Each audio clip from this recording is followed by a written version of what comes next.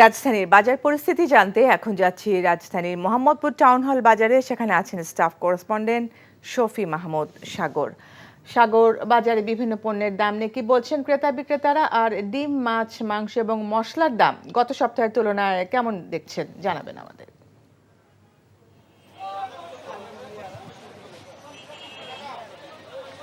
ফারজানা, মাছ মাংসের দামের যদি কথা বলি তাহলে বলতে হয় যে গরুর কেজি কিছুটা বেড়েছে।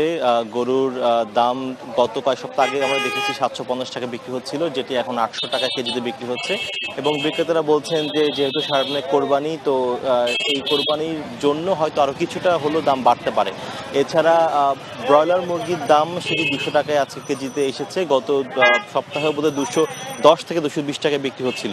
তো যদিও 10 থেকে 20 টাকা কমেছে, কিন্তু আমরা দেখতে পাচ্ছি যে দীর্ঘদিন যাবৎ ধরেই কিন্তু এই ব্রয়লার মুরগির কেজি সেটি কিন্তু 200 টাকার আশেপাশে ঘোরাফেরা করছে, এর চেয়ে নিচে নামছে না।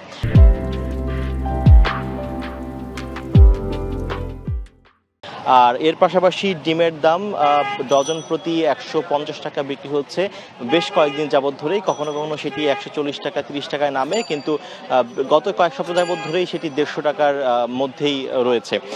এর পাশাপাশি দেখতে পেয়েছি যে বিশেষ করে আলুর দাম সেটি কেজিতে 3 থেকে 4 টাকা বেড়েছে, এখন আজকে বিক্রি হচ্ছে 55 টাকায়। এর পাশাপাশি পেঁয়াজের দামও বেড়েছে, পেঁয়াজ বিক্রি হচ্ছে 80 টাকা কেজিতে, যেটি ছিল কয়েকদিন আগেও ছিল 75 টাকা।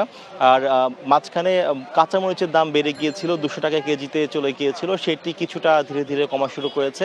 আজকে বাজারে সেটি বিক্রি হচ্ছে মান ভেদে 160 থেকে 180 টাকায়, আরও কমতে পারে ভবিষ্যতে সেটি বলেছেন। আর এখন যে বাজার দর, সেই বাজার দর নিয়ে আসলে ক্রেতারা মোটেও সন্তুষ্ট না। তারা বলছেন যে তাদের যে বেতনের সঙ্গে যেই বা আয়ের সঙ্গে যেই ব্যয়, তার কোনো সামঞ্জস্য তারা খুঁজে পাচ্ছেন না। তো এই ছিল আজকের বাজার দর। ফরজান।